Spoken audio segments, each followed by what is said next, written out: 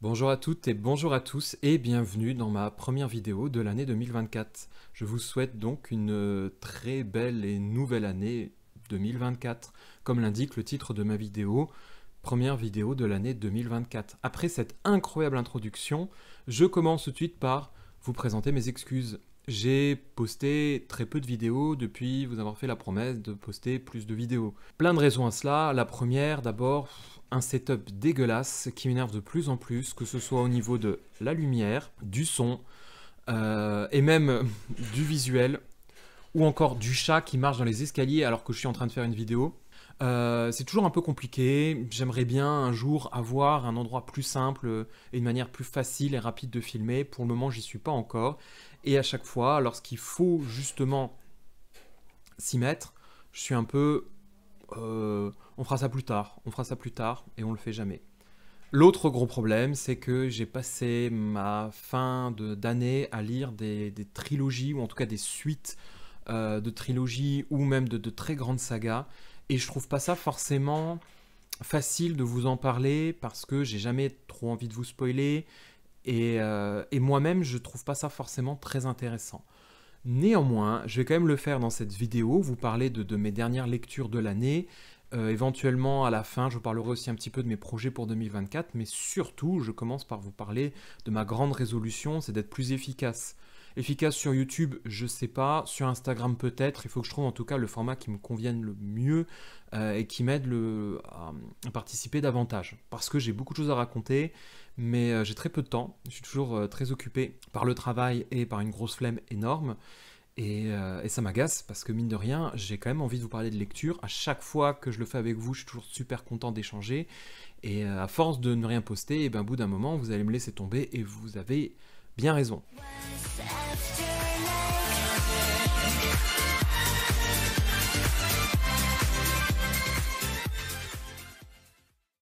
On va d'abord parler d'une lecture que j'ai faite tout au long de cette année 2023 et qui m'a donc occupé à la fin de l'année 2023, là encore, c'est évidemment La Roue du Temps. La Roue du Temps, j'aime pas trop vous faire d'update parce qu'en fait, je trouve que c'est pas évident ou pas intéressant. Je vois pas trop l'intérêt de vous dire « Ah, ce tome-là, je l'ai fini, voilà ce que j'en ai pensé », parce qu'en réalité, j'en pense pas grand-chose. Comment dire? C'est un petit peu comme si je vous faisais un update de chaque épisode des Feux de l'amour. En fait, ils se ressemblent beaucoup, ils ont souvent les mêmes critiques, les mêmes remarques. On a souvent tendance à confondre l'épisode 11048 avec l'épisode 11049. Bah là, c'est un peu la même chose dans La Roue du Temps. J'ai bien du mal à distinguer le tome 7 du tome 8 du tome 9.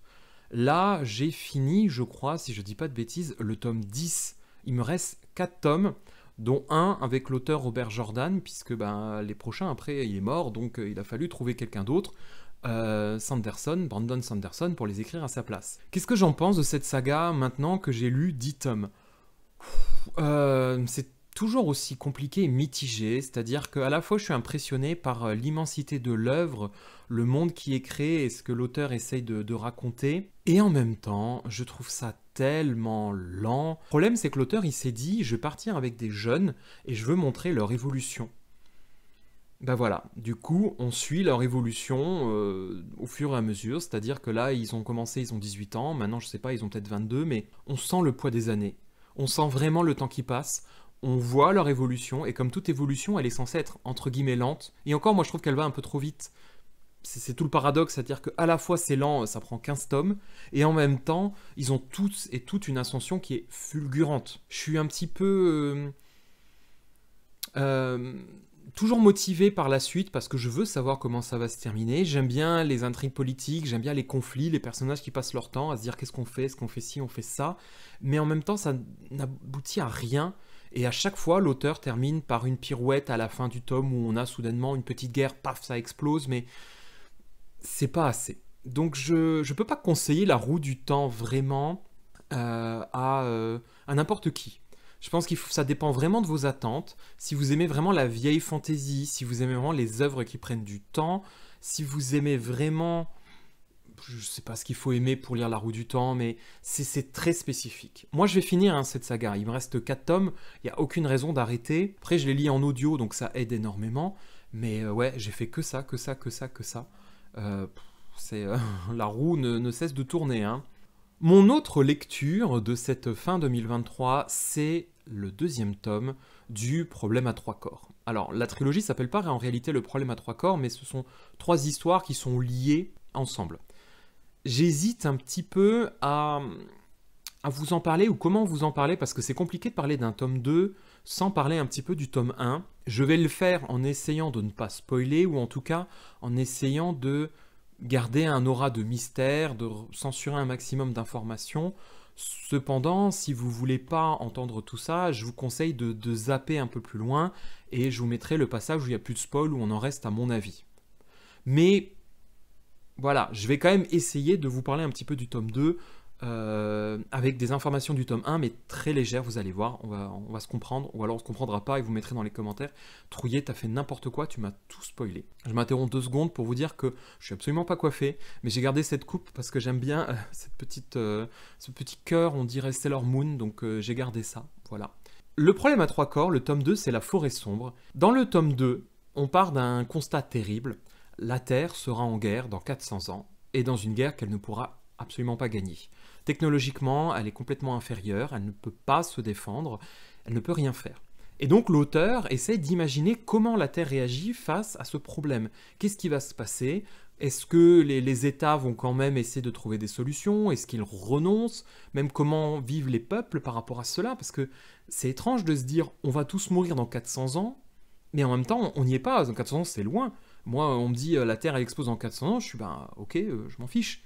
Et en même temps, il y a un côté un peu dérangeant parce que on connaît la fin de la Terre. Et on se dit, mais est-ce que tout ce que je prépare, ça a du sens ou pas? L'auteur, il a choisi un angle au début que j'ai eu beaucoup de mal à comprendre. Il s'est concentré sur un personnage, le personnage de Ryuji, que j'aime beaucoup, qui est un personnage qui est un peu un gros branleur, qui en a rien à faire, et qui est honnêtement pas concerné par tout ça, et qui comprend pas trop pourquoi il se retrouve mêlé à toutes ces histoires. Ryuji, il va être nommé ce qu'on appelle un colmateur, c'est-à-dire il est en charge d'élaborer un plan pour sauver la Terre, mais un plan impossible à comprendre. Parce que la Terre, en fait, elle est espionnée de partout. Il y a des espions partout, et donc tous les plans qui vont être menés ou pensés, ils vont être divulgués. Et donc anticiper. Donc Ryuji, il doit concevoir dans sa tête un plan, mais il doit ne le communiquer à personne, et il doit permettre au plan de se réaliser sans l'expliquer, tout en le masquant. Quand j'ai lu ça dans le bouquin, je n'ai rien compris, et j'étais, mais de quoi vous me parlez? En réalité, une fois que les plans commencent à être un peu expliqués, on comprend davantage. Mais au début, j'étais un petit peu, mais qu'est-ce que c'est que cette histoire? Pour essayer de vous donner un exemple, si l'auteur a pour plan de prendre une arme à feu, de tirer sur une personne, il ne peut pas le dire comme ça. Il ne peut pas dire « donnez-moi une arme à feu, je vais attendre la personne et je tire dessus quand elle rentre ». Il va être obligé de trouver une façon d'amener l'arme à feu à lui, sans que les autres comprennent que c'est pour tirer sur quelqu'un. Voilà, c'est pas du tout dans le livre, c'est un plan un peu une explication un peu foireuse, mais c'est un peu ça l'idée. C'est un plan qu'il a lui seul en tête, il ne doit absolument pas le communiquer. Et d'ailleurs, il est autorisé à faire les formulations et les demandes les plus farfelues, histoire qu'on ne puisse pas comprendre quel est le vrai du faux, qu'est-ce qui est important, qu'est-ce qui ne l'est pas. Il doit noyer ses idées parmi tout un tas de propositions idiotes, ridicules, voilà. Et ils ont carte blanche. Il y a plusieurs colmateurs, Ryuji il en fait partie, il peut demander ce qu'il veut. Il y a une règle, ça ne doit pas mener à la fin de l'humanité. Mais on va le voir, il y a plein de colmateurs, ils vont partir dans des délires mais absolus. Ils se disent, tiens, moi je veux commander 1 million de bombes nucléaires. Et les États sont, mais vous allez en faire quoi? Et le colmateur, il dit, vous pouvez pas savoir. Faites-moi juste confiance, j'ai carte blanche. Donc vous voyez, c'est super intéressant. Moi j'ai beaucoup aimé cette idée-là parce que il y a toute une espèce de jeu d'échecs, de ce que je vais mettre en place, tiens, qu'est-ce qu'il essaie de faire, essayer de comprendre les plans des uns et des autres, sachant que la plupart de ces plans-là reposent très souvent sur de la science pure, et de la science, je veux dire pure, non pas du tout, parce qu'en plus c'est de la science-fiction, c'est complètement absurde, c'est pas réel, l'auteur s'amuse là-dessus, mais c'est pas de la vraie science, hein, vous allez vite, enfin on voit vite les limites, évidemment que c'est inventé pour beaucoup de choses, mais il y a tout un jeu là-dessus quand même de se dire mais qu'est-ce qu'il prépare?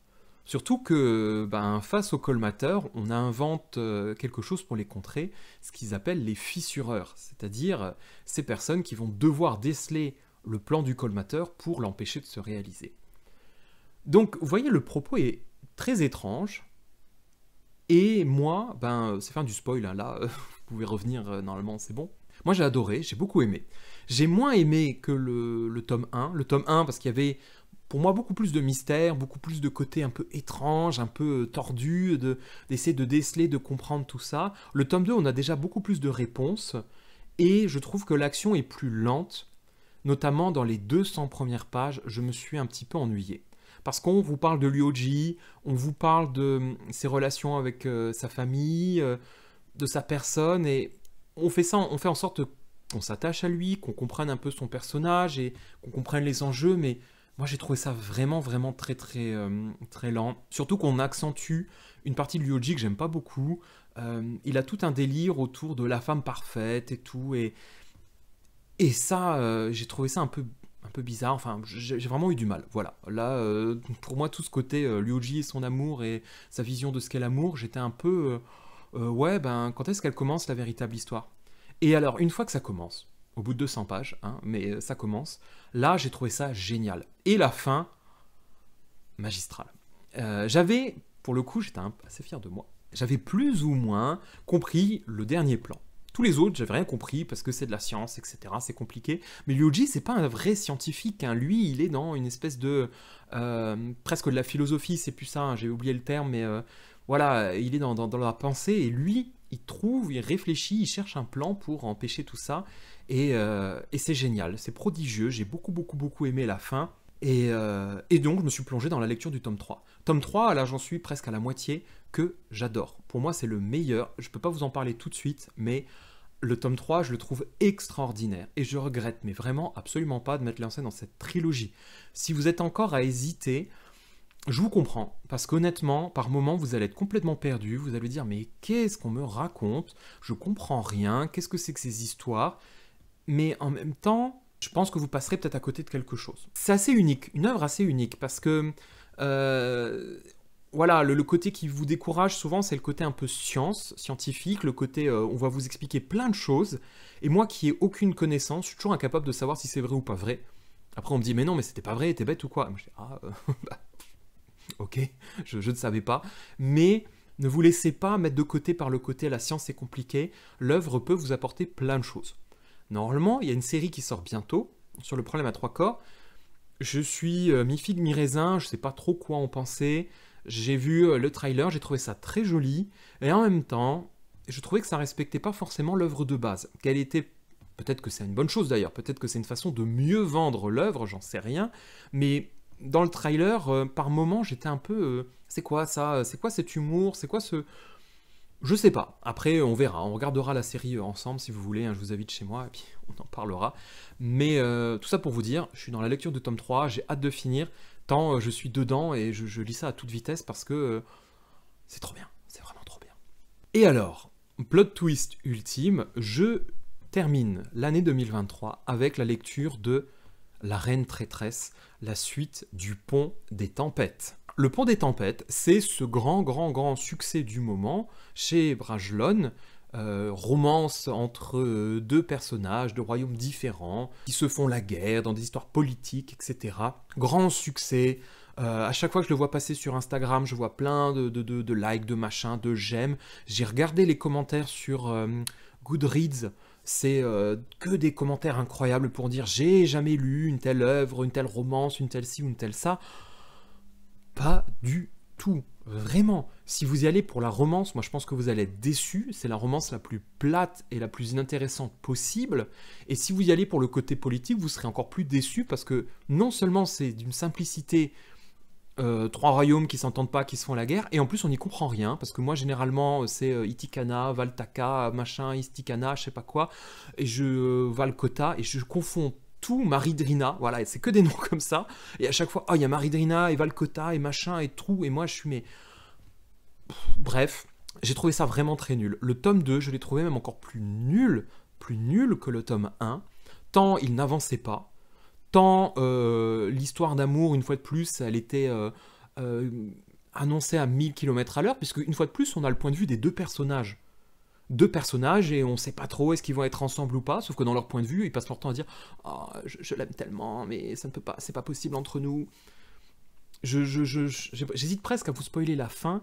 Je vais peut-être vous faire une fois de plus une vidéo sur la Reine Traîtresse et vous raconter tout ce qui ne va pas dans la Reine Traîtresse, mais waouh, cette lecture, je soupçonnais déjà dans le tome 1. Honnêtement, vous regardez la vidéo sur le pont des tempêtes, j'en parlais déjà, je soupçonne encore davantage dans le tome 2, et j'ai même lu des commentaires sur Goodreads à 1 étoile, hein, qui pensent un peu la même chose que moi, qui partageaient le même avis que moi. Je soupçonne l'autrice d'avoir des kinks un peu étranges. C'est-à-dire, régulièrement, il y a l'héroïne, Lara, qui se retrouve dans des positions toujours liées un peu aux excréments, aux vomis, mais un peu trop souvent, et de manière un peu trop gratuite, et un peu...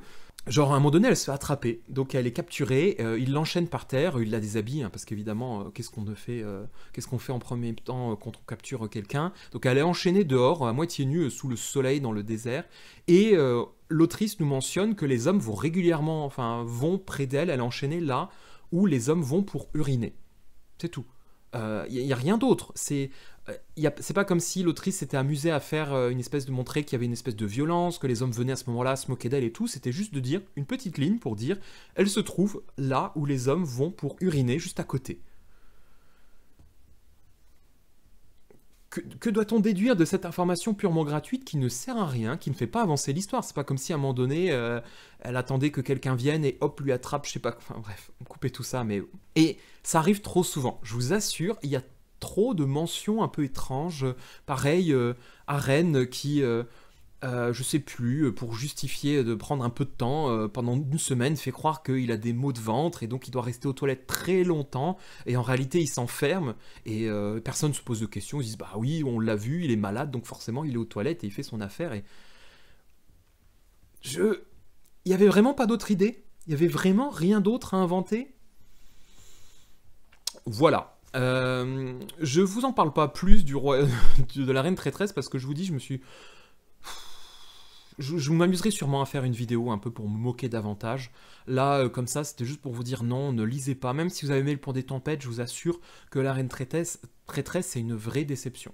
Je vais m'arrêter là, parce que, je dois aller au cinéma dans moins de 45 minutes. Il faut que je me prépare quand même un petit peu, parce que vous avez vu cette tête. Et 2, parce que voilà, plus je fais long, plus j'ai du travail pour éditer, et moins je poste. Je vais essayer, vraiment, je vous assure, je vous promets. J'ai une pile à lire pour 2024 que je veux vous présenter, je veux vous montrer ce que j'attends, ce que j'aimerais bien. Je réfléchis, est-ce que je fais un format qui serait plutôt des vlogs, et je m'impose, toutes les 2 semaines je fais un vlog, peu importe que j'ai terminé ou pas terminé. Mais j'ai un peu peur que ce soit toujours répétitif, parce que moi je mets 2 semaines hein, pour lire un bouquin, voire même 3, voire même 1 mois, ça dépend. C'est très compliqué. Une piste, je pense peut-être investir davantage Instagram, peut-être Goodreads un peu plus. On verra si YouTube ça convient mal, si ça fonctionne pas. En même temps, moi j'aime beaucoup le format vidéo, j'adore parler, j'adore discuter, j'adore échanger, j'adore montrer ma tête décoiffée et mes bêtises. Voilà, donc on verra. 2024, ce que me réserve cette année. Moi, j'ai pris plein de bonnes résolutions, mais sur plein de choses. Hein. Le sport, le cinéma, la lecture. YouTube, je l'espère. On verra. Mon fauteuil est en train de s'abaisser au fur et à mesure. Je crois que j'ai commencé la vidéo, j'étais là. Et maintenant, je suis ici. C'est ridicule. J'ai l'impression d'être tout petit. Je vous souhaite une très belle journée, une très belle semaine, une très belle année. Et je vous dis à très vite, à très bientôt. Au revoir. Bon dimanche.